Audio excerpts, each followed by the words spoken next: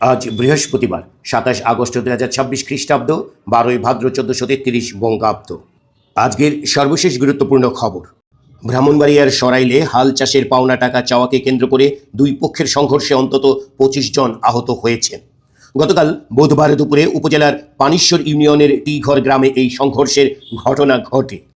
দেশের নতুন কোনো শিক্ষানীতি প্রণয়ন করা হচ্ছে না জানিয়ে প্রাথমিক ও গণশিক্ষা প্রতিমন্ত্রী ববি হাজ্জাজ বলেছেন, ২০১০ সালের শিক্ষানীতি অনুসরণ করেই প্রাথমিক শিক্ষার মান উন্নয়নে শিক্ষক ও প্রশাসনিক কর্মকর্তাদের জন্য পৃথক নীতিমালা তৈরিতে অগ্রাধিকার দেওয়া হচ্ছে।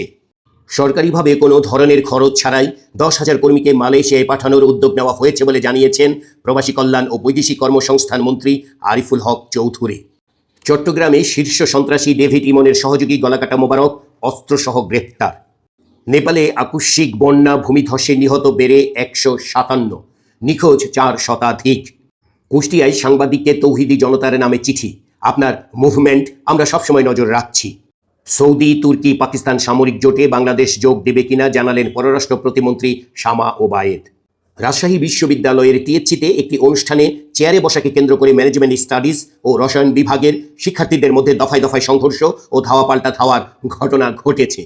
এতে রসায়ন বিভাগের অন্তত ৪ শিক্ষার্থী আহত হয়েছেন।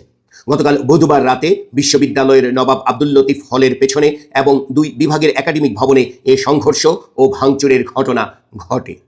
নেত্রকোনার কেন্দুয়ায় এক স্কুল ছাত্রীকে দীর্ঘদিন ধরে ধর্ষণ ও ঘটনার ভিডিও ধারণ করে সামাজিক যোগাযোগ মাধ্যমে ছড়িয়ে দেওয়ার অভিযোগে বিএনপি নেতা বকুল মিয়ার বিরুদ্ধে মামলা হয়েছে। পরিবারের দাবি, নির্যাতনের শিকার ওই ছাত্রী বর্তমানে প্রায় ৬ মাসের অন্তঃসত্ত্বা। চাঁপাইনবাবগঞ্জে নিখোঁজের ৫ দিন পর অটো চালকের লাশ উদ্ধার। এই ছিল আজকের গুরুত্বপূর্ণ খবর। আমাদের সাথে থাকতে হলে ইউটিউবে আমাদের চ্যানেলটি সাবস্ক্রাইব করুন, ফেসবুকে আমাদের চ্যানেলটি ফলো করুন। সকলকে ধন্যবাদ।